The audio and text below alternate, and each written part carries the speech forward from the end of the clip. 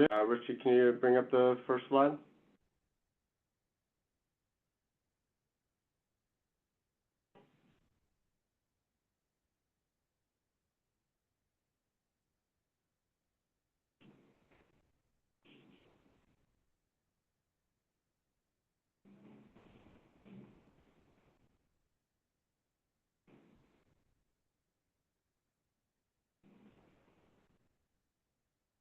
Thank you, everyone, for joining us today. We want to provide an opportunity to review prevailing wage requirements, which apply to ConnectALL projects. And to do that, we've asked our colleague, Sean McCready from the Department of Labor, to present to you today. Thank you, Sean, very much for taking the time. And again, thank you, everybody, for participating in this. Next slide. We will be recording this session, and we'll make the recording and the slides available on our website, and we'll email them out to you. If we review any important links or announcements, we'll put them in the meeting chat, but that's all to say, you'll have access to all this information. So, anything, you won't miss anything as we go through it. We will also be responding to some questions as much as we can at the end of the session, so end of the presentation. So use the Q&A function for that. It's very helpful. You can upvote questions if you have the same question that way, and then we'll select them at the end to respond to. Anything that we don't get to in live today, or that you don't think of today and you want to send us a follow-up, you can use the ConnectALL deployment at esd.ny.gov email address, and we'll put that up again at the end of the session. Next slide. I think many of you are familiar with our signature programs. The Municipal Infrastructure Program, Affordable Housing Connectivity Program, our Digital Equity Program, the ConnectALL Deployment Program, and Connectivity Innovation. In total, we are stewards for $1.3 billion of public investment of federal and state funding to bring affordable, reliable, high-speed broadband service to all New Yorkers, build a robust broadband marketplace, and close the digital divide. Next slide. ConnectALL is authorized by the New York State Wired Broadband Act, which does mandate wage requirements for certain broadband projects that are funded by ConnectALL. I encourage you to review the Wired Broadband Act yourself. This is just one snippet referring to also the connections to the wage requirements. But really, I would say that the point of this presentation, the point of this requirement, we do not want to get into any compliance questions. We want there to be a level playing field for all the workers participating in this program, for all the applicants who are budgeting for this program and applying to this program. So, we want to make sure that any questions you have, anything that you aren't totally clear on when it comes to prevailing wage requirements, you have the information that we're presenting today, and any questions you have, you can ask them to us as soon as possible. And again, we will continue to collaborate with our colleagues at the Department of Labor, who are responsible for enforcing prevailing wage requirements. With that, I will hand it over to Sean. And again, Sean, thank you so much for your work in this important area of state policy, and for you and your colleagues' ongoing collaboration with us at ConnectALL to implement these projects. Next slide. Sean? Well, thank you. I appreciate you having me. Appreciate everybody joining us today, and hopefully I can help answer some questions and provide some information. And like I said, if there's any follow-up questions, the viewer will be available. I'll be available afterwards, or whenever needed. So I guess next slide. So, understood. Some people are probably going to be new to prevailing wage with this because it's expanding prevailing wage past traditional public work. So I was going to give just a quick overview. New York's prevailing wage laws are located in Articles 8 and 9 of the New York State Labor Law. Article 8 covers public work construction. Article 9 covers building service work. So we're going to be concerned with Article 8 here. And it's basically stating that think of it as the minimum wage for public work construction or covered private projects, which is what this is going to ultimately count as. So next slide. As I mentioned, up until relatively recently, prevailing wage applied to public work construction only. In the last several years, that has been expanding in New York. We now have multiple sections under 224 of the labor law, public subsidy, renewable energy projects, the covered broadband, as well as a few others. So it's, like I said, more people who haven't had to deal with prevailing wage before are going to have to now. So we're trying to get as much information as possible, doing things like this and putting more information on our website. Next slide. Specifically 224E. So the covered broadband projects, basically any project receiving funding through these two streams from the ConnectALL project. So it's going to cover a lot of your projects. It's effective back in 2022. So all new projects will be covered by this that get ConnectALL funding. Next slide.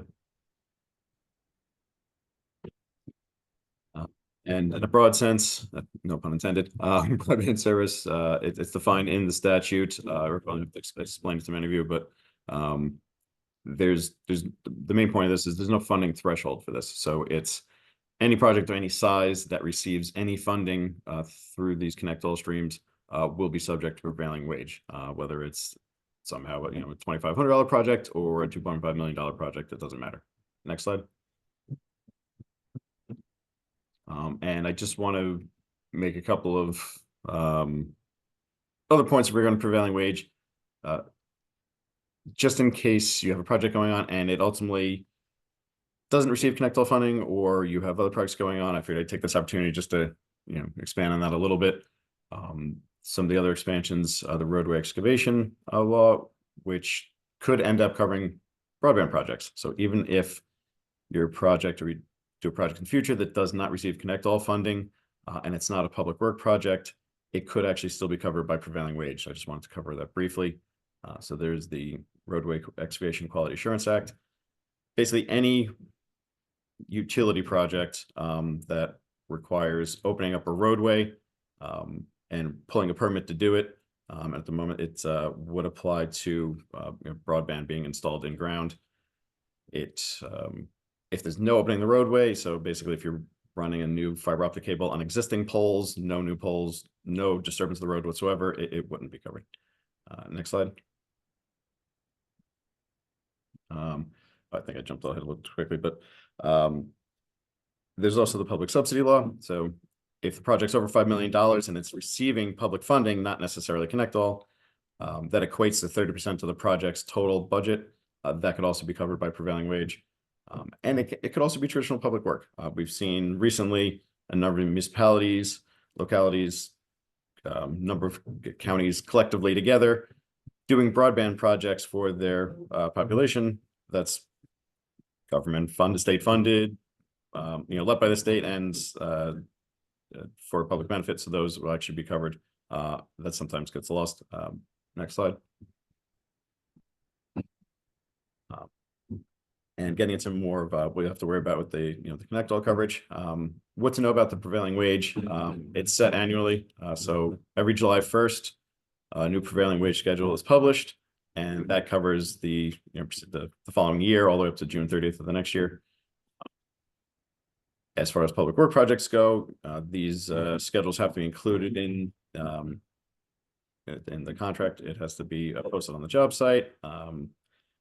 And those are all the requirements of the contractor.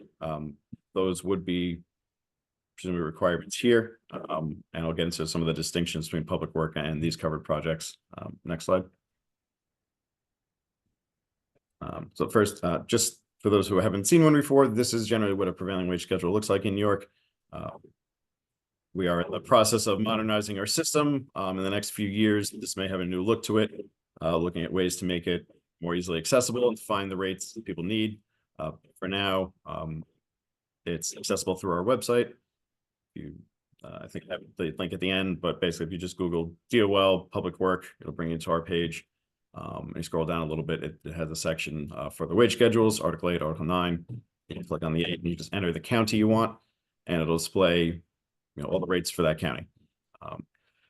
Right now, for the work that would be covered by these ConnectALL broadband projects, it would all be outside work. So that would be essentially we have a broadband wage tag on Long Island and the 5 boroughs of New York City. Above that, for the remaining counties, right now it's an outside lineman teledata wage tag that would apply to these projects. Again, that's for all outside work. If there's a component of the project that ends up being inside a building, it's a separate issue. I don't think there necessarily would be on these, but if there is, again, it'd be something to contact our bureau about, and we can guide you through it. Next slide. So traditionally with public work, there's a department of jurisdiction, which is the public entity letting the project. Those entities have certain obligations under the statute. There's a wide variety of things. Any kind of subdivision of the state essentially would be covered as a public entity. Next slide. They normally would have to request what's called a PRC. It's a prevailing rate case number for a project. They include the wage schedule in their bid packets, submit notices of awards to the Bureau, notify us who would be responsible for collecting payrolls on a project. Departments of jurisdiction usually have the obligation, or they do have the obligation to collect and review payrolls and submit notices when projects are completed to us. These projects are a little different because it's non-traditional public work. There isn't exactly a department of jurisdiction in the same way. But one of the distinctions that's important, even though there's no public entity letting the project itself, there's still the requirement to keep and maintain certified payrolls. I'll get into that in a little more in a second. Slide. So certified payrolls, again, on public work projects, it's something that has to be submitted every 30 days to the department of jurisdiction. Since that doesn't exist in the same way here, the contractor still is on the obligation to keep and maintain them. So it's not just the general contractor, it is the subcontractors. All contractors on a project have to keep and maintain their certified payrolls. And if the department of my bureau or the DOL demands them, they have to produce them within 5 days. A willful failure to produce certified payrolls that the bureau requests can actually lead to $1,000 per day fine for not submitting them. And in terms of their format, there isn't a specific New York State certified payroll form. A lot of people, I'll have an example in a minute, use the US DOL, I think the wage form 347. For New York, there's just basic requirements. It has to be maintained for 5 years. It must be signed and sworn to under penalty of perjury. It has to list certain information, the workers' names, the hours they worked, the days, the classification they were paid as, what their rates were, and the last for their social. That information would still be required regardless of what format these payrolls are maintained in. Next slide. So this is what I was alluding to. This is the USDOL's form, though I believe they might be in the process of updating it as well. And it basically lays out the information that would have to be provided. And I'm like waving and pointing at my screen like you can see what I'm doing. So, but basically, it lists out the names, their occupations, as long as it lists out the hours and wages that they were paid, it satisfies our requirements. Next slide. This is the back of the form. Right, this is where a person would attest to the truth and accuracy of it. And if you look at the bottom, there's a checkbox. The way prevailing wage works is there's a wage component and there's a supplement benefit component. At the end of the day, the worker has to receive the combined wage and supplement per hour for the prevailing wage to be met. The wage portion must be paid as wage. So if, for example, let's say the prevailing wage is $40 and the supplemental benefit is $20 an hour. They have to receive at least $40 an hour cash check as a wage payment. The $20 supplement can simply be folded into that and they get paid $60 an hour, or the $20 can be provided to an approved benefit program. It can be through a union, it can be a private program. There's no specific requirement there. But on the certified payroll form, it has to be attested to where those supplemental benefits went, were they paid as wages or were they paid as a supplement. Right now, this standard form doesn't itemize out where those benefits go.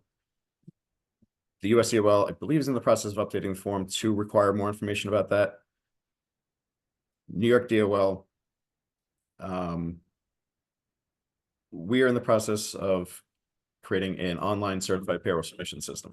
The law was signed recently. It goes into effect at the end of next year. So I think it's December 31st of 2025. Starting on that date, all certified payrolls for all prevailing wage projects, so not just public work, but all covered projects. So these 224E covered broadband, renewables, whatever else. Everyone who performs prevailing wage work, general contractor, subcontractor, will be required to submit the certified payrolls, again, whether there's a department jurisdiction or not, to the DOL, to the Bureau of Public Work and Prevailing Wage Enforcement. The system's being built now. We'll have a lot of more things to come on that to help people get acclimated to that. I'm not going to be able to go into everything right now, but it should be ready well in advance of December of next year for us to get some information out on that. But when that comes online, it will require some more detailed information about the benefits, where they're going, how they're paid. Currently in New York state law, there is a requirement under Article 6 that with every pay stub, if someone is being paid a prevailing wage supplement, they're supposed to receive a notice with their pay stub explaining where those benefits went. So there is that requirement. It's just not under Article 8. Next slide. And just a little bit about the bureau I run. So I've been here for, actually, I think it's 3 years today almost. So it's we have 11 different statewide offices spread out across the snow belt down through New York City onto Long Island. The staff, I think right now, is about 87. We also have a strike force who roams about the state, basically linking up the various district offices for targeted enforcement actions. All of the bureaus, all the district offices are a resource for you. So if you have questions, if a contractor has questions, anybody associated with one of your projects has questions, you can reach out to me, but you can also reach out to one of those district offices based on where the project is. They're going to have generally more detailed information. There's a larger staff there, so somebody should be around to answer the question pretty swiftly. And if it's something that needs to be elevated to me, they will. But on our website at the very bottom, there's a link that gives the information, the contact addresses for all of these. And the way we're set up, we have, it's usually 3 to 5 investigators in an office, a senior investigator, a supervising investigator covers every 2 offices, and then I have 3 chief investigators for basically Western New York, Central, and downstate. Next slide. And just, not that I'm saying this is going to happen in your projects, but just something to be aware of that we look for if your contractors have questions, if they have questions about subcontractors they're using and they're not sure what they're doing is right. A lot of things we see both as mistakes and intentional. Again, it happens by mistake a lot due to just the lack of information. People misclassify workers as something else. So something we see commonly is everybody on a project is a laborer. For the most part, a basic building labor is the lowest wage rate in the schedule. So people just put that down. It's not a pick and choose kind of thing. There are very specific tasks that are associated with the different trades, with the different wage rates we enforce. If there's ever a question about it, please reach out to me, to the Bureau. Kathleen Mannix is my deputy. She's an excellent resource too. We'll help walk you through it. It's very difficult to answer hypothetical questions about these because every project, as similar it is, there's always a difference. And sometimes that difference can make a significant change in terms of what wage rate would apply. So like I said, please don't guess, just reach out to us. We'll do our best to walk you through it if you have fact-specific questions regarding a project. Another thing we'll see is, again, not paying the supplements. Sometimes it's just not understanding where they have to go or the fact that it's something separate and required. Not paying overtime. One thing to note is it's not the same as overtime under regular wage and hour law. Overtime kicks in after 8 hours in a day for prevailing wage work. So that's almost across the board. There's actually one or two that it kicks in after 7, but that's probably not going to apply to your projects. So it's not just after 40 in a week. You have to watch for that over 8 in a day. Apprenticeships. Apprentices can only be paid. There's apprentice rates in the wage schedule. Those can only be used and paid if the person working is a registered apprentice approved by New York State DOL apprenticeship, and they're working for an approved apprenticeship program through their employer, the union, whoever. There's no such thing as a helper or things like this. We see that sometimes. Either they're a registered apprentice or they're not. So misclassifying words as independent contractors. True independent contractors, and this plays into the Fair Play Act. If they really are an independent contractor, they have their own business, workers' comp insurance, they're truly a separate entity, and they're paid for a job, not hourly under the direct control of the general. They do not have to receive prevailing wage. They're not an employee. They can agree to do the project for whatever they want with the general contractor or the project manager, and that's up to them. If that independent contractor has employees, that's a separate story. But some things we'll see a lot is contractors will just call people independent contractors when they're not. If they're being directed what to do on an hourly basis, they're being paid hourly, they're under the control of the employer, they will be considered employees for purposes of prevailing wage, and prevailing wage will have to be paid for them. And the last one, again, that's more of a direct malfeasance thing. So like if for whatever you find out that on your project there's maybe a rogue sub doing something like this, please reach out directly to the Bureau to me. We can link you up with the proper people at the VA's office or the AG who will handle things like that. Like it's rare, but it does unfortunately happen. And it's certainly not necessarily the fault or within the knowledge of the person running the project all the time. Next slide. And if we get to a point, if there is an issue on a project you're doing, like I said, we're here as a resource. I tell everybody it's a new law. I'm not out to play gotcha with people and collect a bunch of fines. I'd rather help foster understanding, compliance with the law. It works out better that way. So one way we can resolve cases is we have something called the Compliance Agreement Program, a CAP settlement, think non-prosecution agreement. It's basically, oh, there was a mistake. You identified it. We fixed it quickly. The person got paid. No worries, more or less.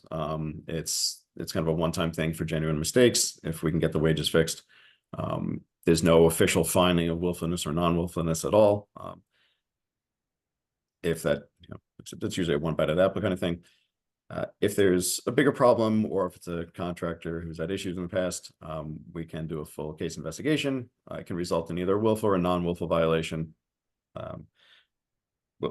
Willful being exactly what it sounds like. They were clearly aware of the fact that they were not paying properly and did it anyway.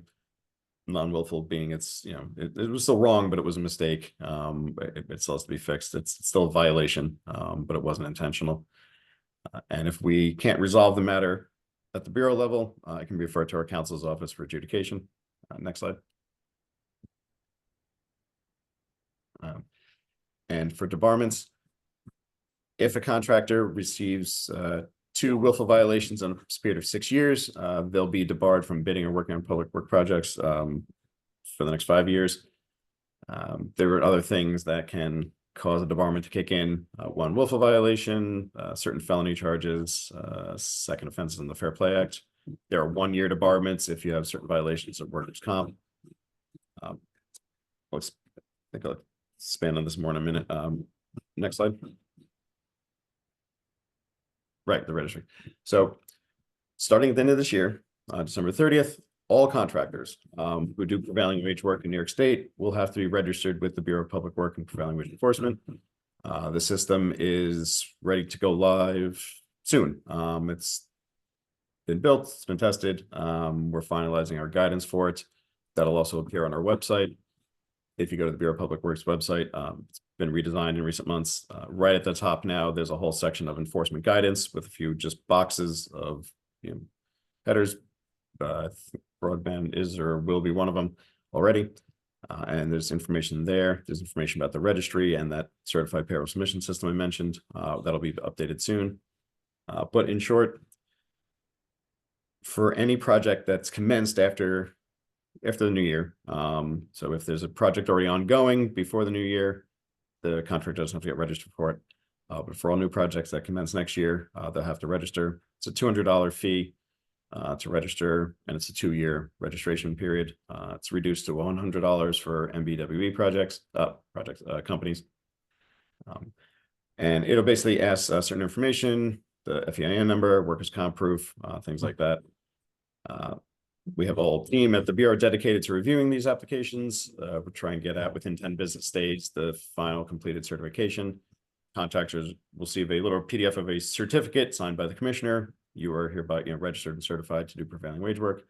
It will come with a unique registration number.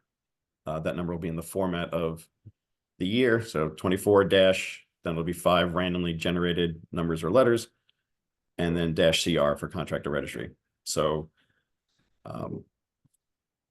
there is a requirement that this registration proof be presented to departments of jurisdiction at the very least, to know if somebody's registered and able to perform work. They or should have that unique registration number. There will be a webpage available to the general public and everybody to just put in that registration number or the contractor's name, and it'll immediately tell you if they're registered or not. So next slide. I already touched on that. We can skip over that. Next slide. Okay, so that's the end of the slides. I know it's a bunch of information, especially if you're new to prevailing wage. So I know I see a bunch of things in the chat, and I know there's a few Q&As. So I'll have you address all of those now. And like I said, please don't hesitate if you're at all unsure on anything at any point in time, at any stage of a project, reach out to me directly at that phone number or email, or like I said, contact one of the bureau offices. Do our very best to get you any additional information you need. Thank you. Sean, thank you again for for being a resource to ConnectALL participants as well as companies across the state. So we do have some time for some questions who've been put in. I don't know if you saw Chuck Bartosh had a question. I think Chuck's question is basically, Chuck, I don't know, maybe we should clarify whether certainly the stuff that's covered under the grant, obviously, but also anything that is part of like the matching funds, the private matching contribution that is covered under the grant, that would also be covered. But then I think, Chuck, you might also be asking, okay, if once the grant is done, you're doing the drop work for your own funding, would that be covered? So Sean, I don't know if you answer that. So this goes back to what I was talking about towards the beginning, where it could potentially be covered under a few different statutes. So the roadway excavation one, that is the one that first jumps to mind. Like I said, broadband's included in there under that statute as a utility, effectively.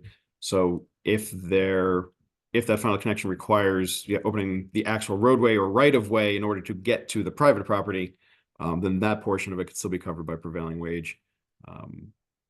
If there's, like I said, I've seen some situations where a locality will actually fund those final connections for certain houses because they just want to get everybody connected, and it's a long dirt road, whatever it is. If the municipality steps in there and spends public money for the public purpose of getting everybody in the community connected, then it'll be covered on traditional prevailing wage for public work. So yeah, there could be a few instances. Like I said, that's one. If you have that as an aspect of your project, I would encourage reaching out to us so we can give you that specific answer on a fact-by-fact basis. I see you had another question about the independent contractors. So again, Chuck said that one got it. Chuck said that one got answered. Oh, got it. Okay. Yeah, I thought I covered it. If they have employees, you're really talking about they're delivering just one thing for a set amount. But if they've got employees, they've got to be. Then they become a contractor on the site who has to pay their employees. Yes, it's employees of a contractor contracted to do prevailing wage work that get prevailing wage. Yeah. So might be jumping ahead. I saw something pop up about like professional services and things like that. So I was going to get in like a true foreman on the project. So a foreman who is just doing foreman duties. He's not actually doing construction work. They're actually not entitled to prevailing wage. So it actually has to be work performed. So if that foreman picks up a hammer and nails in something, then that nailing of that nail would be prevailing wage work by that person. The professional services generally no. The architecture design, no. It's construction like work. So you're not going to find architect in the prevailing wage schedule or things like that. But within those categories, the internal workforce of a company is covered. Sorry? David also asked a question, if a company has its own internal workforce, they're required to pay them prevailing wages if they're doing work that is defined as typical of a specific trade. Yeah, so it's the people who wouldn't be covered are like if an actual public entity has direct employees. So if the local fire department, that would be, if they have people who just or anybody do that work on their actual time for the municipality, for the public entity, they don't have to be paid prevailing wages because they're not employees of a contractor. But when it comes to these projects, again, this is all stuff granted out and funded. So any employee of a company or contractor who's contracted to do this work, they would be covered. But again, it's just that construction like activity. So if some of those internal people are true professional services, they're not setting foot on the project site, they're not doing any construction like work, they wouldn't be. And Sean, is it just the work that they're doing on the grant funded project where they're required to be paid prevailing wage, and then other similar work, if it's not part of the public project or the covered project, then that's not subject to prevailing wage? Is that correct, or how does that work, that distinction? Yeah, maybe. So could you clarify the distinction again? I'm sorry if it's. So I'm not sure exactly, David, what David was asking, but he said, if a company has its own internal workforce, it's in the chat. Are they required to pay them prevailing wages if they're doing work that is defined as typical of a specific trade on the grant? I guess there's a question maybe of is he saying, in general or specifically on the grant project? The fact that it's a grant project isn't going to be what turns it. It's any project subject to Article 8, either for public work or one of these covered private projects, is going to have these requirements of who gets paid. So it's like I said, it's the company hired to do the construction work, any of their employees. It's I'm trying to think of, because there's no Department of Justice, it's going to be any company hired to do these projects under the 224E. It would count. Like I said, it's really those public entities when they have their public employees do this kind of construction work in the course of the regular employment, not hired separately to complete construction work.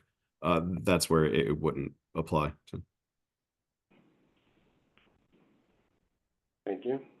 Okay. So let's see, we've got a couple other questions.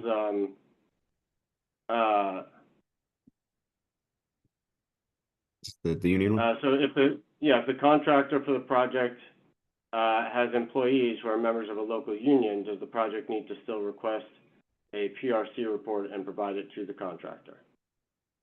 It's whether a project is union or not doesn't change anything with prevailing wage requirements. It's still projects should get a PRC number.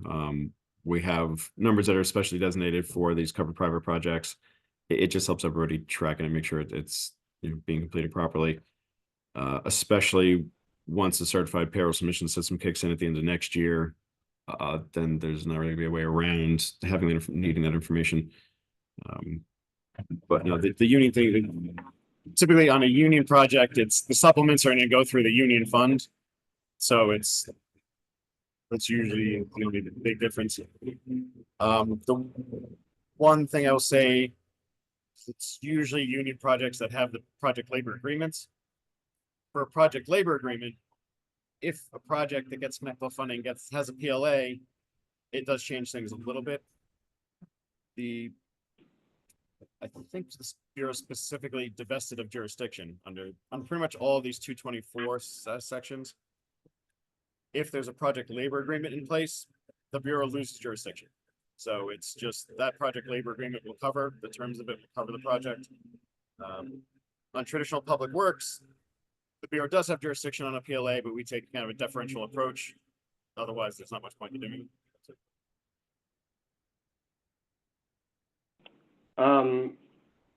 Okay, so we have a question about paid time off benefits counting towards the supplemental benefits, or is there a form someplace or schedule of commonly used supplemental benefits to meet the requirements?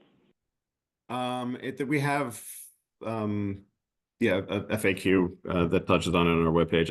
I will admit I forget off the top of my head every single category that doesn't count. Like bonuses generally don't count as supplemental benefits. Yeah, it's like vacation pay, sick pay, things like that. Yeah, there's certain things that do or don't count. There's certain like travel reimbursement expenses that are not considered supplemental benefits, and they may or may not be considered wages in certain. So off the top of my head, I couldn't give you. I'd have to answer that as a specific question, but a little more facts. Okay, and then I want to follow up here because correct note in the Q&A, I don't think this is what you were saying, Sean. He said, if we have a project, hire construction workers as a permanent position, not just for the grant-funded project, we don't have to pay prevailing wage. That's not what you were saying. I think you were saying that specifically for, what were you saying about if they hire construction workforce, are they subject to prevailing wage for their entire employment, just for the grant-funded project? How does it work for their permanent workers? So, it's workers are only entitled to prevailing wage on prevailing wage covered projects. So if the ConnectALL grant funding, so 224E only applies to what's in the definition of a covered broadband project. So once you go outside the scope of what's part of that, what's covered by the statute,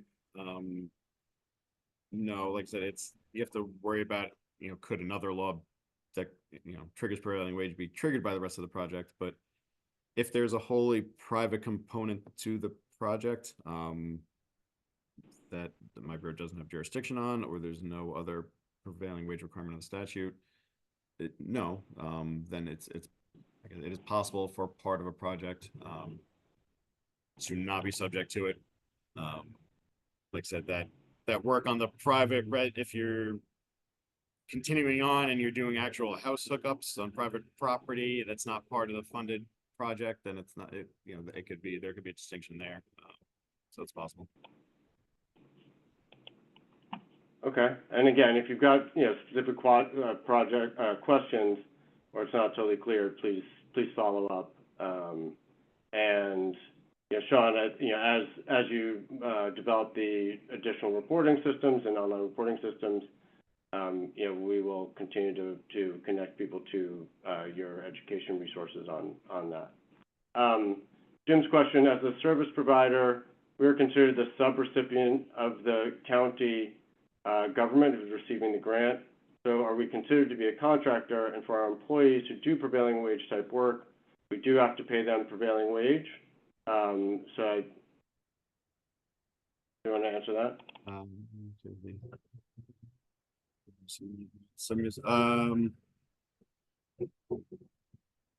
So it's going to be generally, so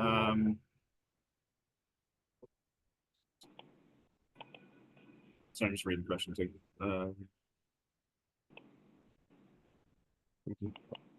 This one I'd want to, let me follow up with you guys on, because it can apply to different things. There's, depending on certain structure, it could potentially be where you could end up as the sort of acting on behalf of the municipality, which could then trigger traditional public work, or you could just simply be covered by 224E as a contractor.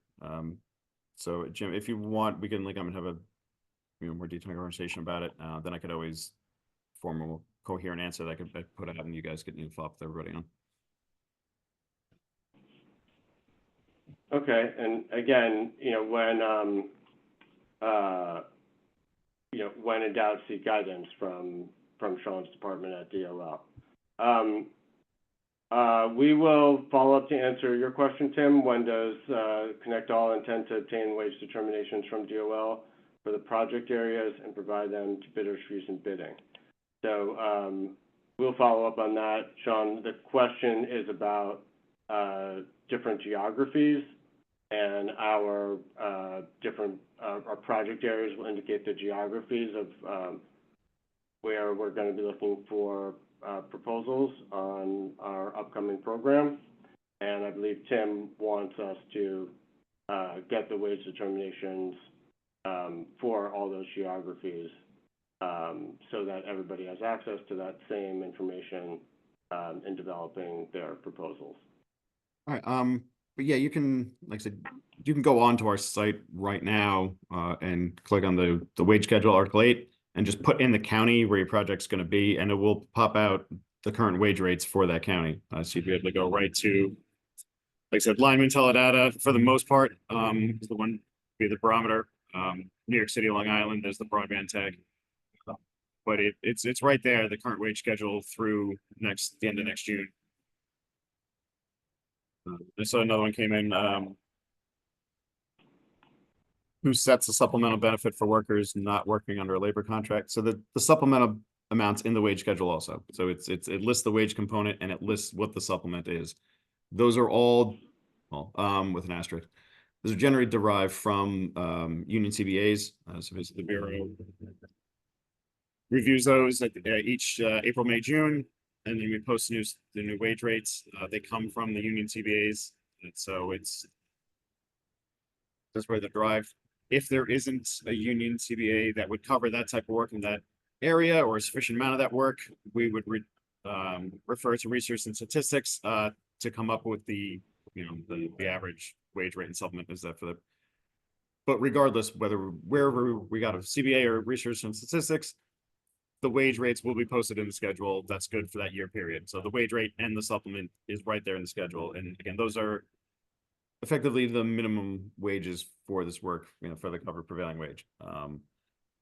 If for whatever reason, you can pay people more than that. If you pay them as the wrong wage tag, you put down plumber. But you pay them at least the amount of the appropriate tag, for broadband, whatever, it doesn't matter. Like I said, we're not going to, chess or fine you for writing down the wrong tag if you paid everybody correctly. But again, unless it's a ongoing thing. But no, for the most part, little things like that, we'll work with you to make sure just everybody got paid properly. Like I said, this is a new law. It's people getting caught up with it, so I want to help foster the compliance with it. Well, that's a good note to end on. Again, that is really our shared goal here is to foster compliance, make sure everybody is submitting proposals with consistent information. So we can evaluate all the applications, competitively based on those requirements, and that everybody has a clear sense of how to proceed. Again, want to just encourage everybody, if you have specific questions, as Sean said, speaking to hypotheticals can be challenging, but they stand ready to respond to requests for guidance or factual cases. And if you need any support, look to us. But again, Department of Labor is that's who enforces this, and we look to them, and we'll continue to strengthen this partnership. We will also, as I said, continue to share out answers to any other questions that may come in, and as the new requirements to use the online reporting system take hold, we will continue to convey that information to all of you. And we appreciate your collaboration on this aspect of the ConnectALL programs. John, any last words from your perspective? No, like I said, I appreciate the opportunity to connect with everybody. I'm sure there'll be some follow-up questions. Please don't be shy to follow up with me directly. Like I said, there aren't silly questions with this. It's like some of it is confusing. I fully admit that. So we're here to help. Well, thank you again, Sean, for and your entire team and your colleagues at the Department of Labor for being a resource to our program participants and for everybody doing any of these projects across the state. Thank you for your time today. Thank you, everybody, for your participation in this forum. Again, we will share the slides and the video on our website, and please use our contact email if you want to follow up with any questions, or you can go directly to Sean and his team with the information that's in the slide, and we'll share that as well. Thank you again. Have a great rest of your day.